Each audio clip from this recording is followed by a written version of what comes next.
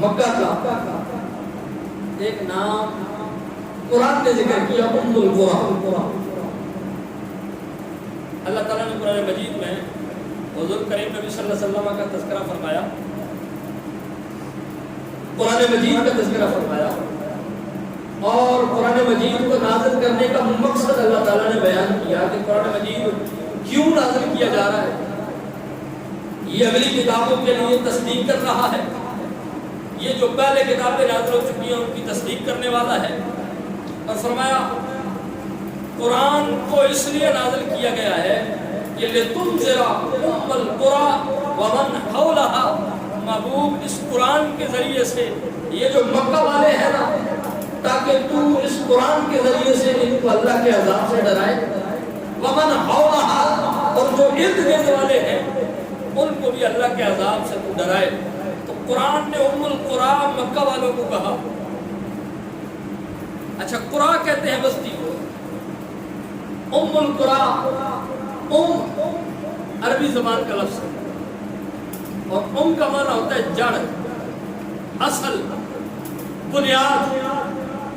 ام القرى بستیوں کی اصل، بستیوں کی جڑ، بستیوں کی بنیاد، یہ خانہ کعبہ مکہ کو کہا گیا۔ اب وہ پہلے آیا کریمہ کی طرف آ جائے جس میں اللہ تعالیٰ نے فرمایا اِنَّ أَوَّلَ بَيْتٍ وُضِعَ لِلنَّاسِ لَلَّذِي بِبَكَّةَ مُبَارَكًا وَهُدًى لِلْعَالَمِينَ۔ یہاں پر اللہ تعالیٰ نے جو خانہ کعبہ کا تذکرہ کیا، شہر مکہ کا تذکرہ کیا، اس کی تفسیر میں مفسرین فرماتے ہیں کہ سب سے پہلے زمین جو تخلیق کی گئی وہ خانہ کعبہ کی سرزمین ہے، شہر مکہ کی سرزمین ہے۔ اس زمین کو پھر پھیلا کر اللہ نے ساری زمین کو بنایا ہے، تو وہ زمین اصل ہے، وہ زمین مرکز ہے، اس زمین سے پھر ساری زمین کو بنایا گیا۔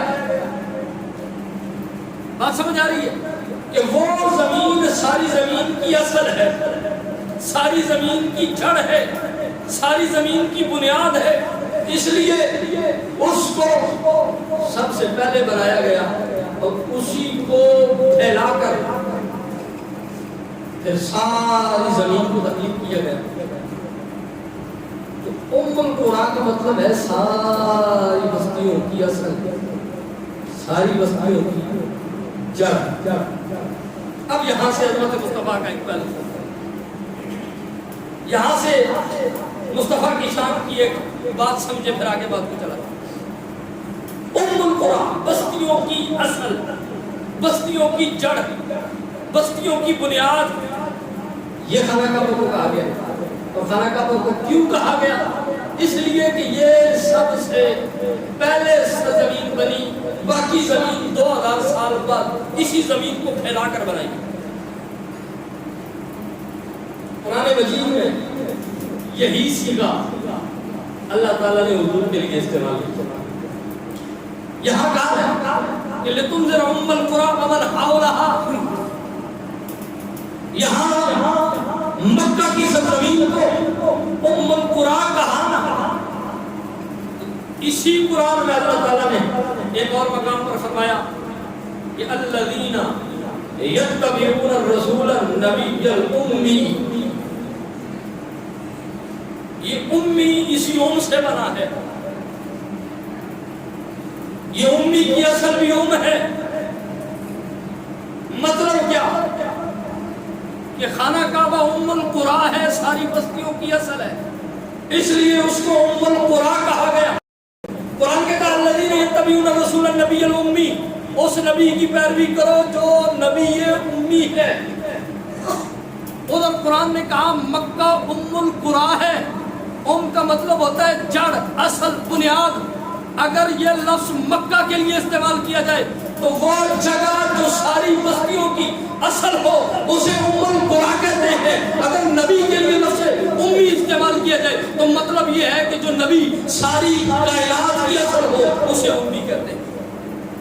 دوسرے لفظوں میں مکہ کو ام القرى اس لیے کہتے ہیں کہ مکہ کی بستی اور بالخصوص وہ جگہ جہاں خانہ کعبہ ہے، یہ جگہ ساری زمین سے پہلے بنی ہے، اس لیے اس کو ام القریٰ کہتے ہیں۔ تو جو زمین کا ٹکڑا ساری زمین کے ٹکڑوں سے پہلے بنے اسے ام القریٰ کہتے ہیں۔ جو نبی ساری کائنات سے پہلے تخلیق کیا جائے اسے نبی امی کہتے ہیں۔ اور یہ بات ذہن کے اندر رکھیں، قرآن مجید کے اندر یہ بات موجود ہے، اِنَّا بَلَوَيْتُمْ وَدِيَ لِلنَّاسِ لِلَّهِ بِبَكَّةَ مُبَارَكٌ وَهُدًى لِلْعَالَمِينَ۔ سب سے پہلے جو چیز بنائی گئی وہ اللہ کا گھر ہے۔ سب سے پہلے جو زمین بنی وہ اللہ کے گھر کی زمین بنی۔ اس زمین کو پھر پھیلایا گیا، پہلے سارا پانی، اس پانی پر جھاگ تھی، وہ جھاگ خشک ہوئی تو جہاں وہ خشکی پیدا ہوئی، جہاں آج خانہ کعبہ ہے وہاں پر وہ جگہ تھی۔ سب سے پہلے اللہ کا گھر بنایا گیا، پھر اس زمین کو پھیلا کر ساری زمین بنا دی گئی۔ اور یہ زمین اس زمین سے 2000 سال پہلے بنا۔ خانہ کعبہ کی زمین اس باقی زمین سے 2000 سال پہلے بنائی گئی۔ اب سوال یہاں پر رکھتا ہوں کہ جو زمین خانہ کعبہ کی ہے وہ پہلے بنائی گئی، اس کو پھیلا کر باقی زمین کو بنایا گیا۔ آپ دوسرے لفظوں میں یوں کہیں کہ خانہ کعبہ کی زمین سے باقی زمین کو بنایا گیا۔ تو ام القریٰ اس کو کہتے ہیں کہ جس زمین سے باقی زمین بنائی جائے۔ اور نبی امی کس کو کہتے ہیں؟ حضور خود فرماتے ہیں انا من نور اللہ والخلق کلہم من نوری، مجھے اللہ کے نور سے پیدا کیا گیا ہے، ساری کائنات کو میں نے نور سے پیدا کیا۔ تو جس زمین سے ساری زمین پیدا ہو اسے خانہ کعبہ کہا جاتا ہے، جس کے نور سے ساری کائنات پیدا ہو اسے محمد مصطفیٰ کہا۔ انا من نور اللہ والخلق کلہم من نور۔ اچھا کوئی کہے جی کعبہ کی زمین سے ساری زمین بنی، کوئی مسئلہ نہیں۔ اگر کوئی کہتے حضور کے نور سے ساری کائنات بنی، پیٹ میں درد، وہ جی حضور کے نور سے ساری کائنات کیسے بن گئی؟ میں نے کہا جیسے اس زمین کے چھوٹے سے حصے سے ساری زمین کو وہ بنانے پر قادر ہے، اسی طرح حضور کے نور سے ساری مخلوق کو بنانے پر بھی وہ قادر ہے۔ اب ایک اور بات، آخری بات کو ختم کرتے ہیں، جو باتیں رہ گئی انشاءاللہ۔ اچھا جی خانہ کعبہ کی زمین پہلے بنی 2000 سال پہلے، باقی زمین 2000 سال بعد بنی۔ خانہ کعبہ جو ہے وہ اس زمین کا حصہ ہے یا نہیں؟ وہ بولیں ہے نا، خانہ کعبہ ہو، مکہ شریف ہو، مدینہ شریف ہو، اس زمین کا حصہ ہے نا، اسی زمین پر ہے نا، اسی زمین پر ہے، اسی زمین پر ہی ہم جاتے ہیں۔ تو وہ خانہ کعبہ بھی اس زمین کا حصہ ہے، وہ مکہ المکرمہ بھی اس زمین کا حصہ ہے، اور بنا 2000 سال پہلے۔ اگر کہا جائے نا حضور کریم نبی صلی اللہ علیہ وسلم کے حوالے سے تو بات کہتے ہیں جی سمجھ نہیں آتی کہ آدم علیہ السلام ابو البشر ہیں، یعنی سارے بشر جو ہے نا ان کے جو بابا ہیں وہ آدم علیہ السلام۔ تم کہتے ہو حضور سب سے پہلے پیدا ہوئے، یہ کیسے ہو سکتا ہے کہ باپ بعد میں پیدا ہو، بیٹا پہلے پیدا ہو جائے؟ سمجھ آ رہی ہے بات میری؟ کہتے ہو جی حضور آدم ابو البشر ہے، تو یہ کیسے ہو گیا کہ باپ بعد میں ہو، بیٹا پہلے پیدا ہو جائے؟ میں نے کہا تم ہماری بات کو سمجھے نہیں، ہم آدم علیہ السلام کو ابو البشر کہتے ہیں، اور اس اعتبار سے تو حضور سارے نبیوں سے بعد آئے، اور جو حضور کو پہلے مانتے ہیں تو حضور کو بشریت کے حوالے سے پہلے نہیں مانتے، حضور کے نور کو پہلے مانتے ہیں۔ اور جہاں تک تمہاری بات کا تعلق ہے، یہ مکہ کی سرزمین بھی اس زمین کا حصہ ہے کہ نہیں ہے؟ اسی زمین کا حصہ ہے نا، تو وہ زمین اگر اس زمین سے 2000 سال پہلے پیدا ہو جائے تو کوئی مسئلہ نہیں ہے۔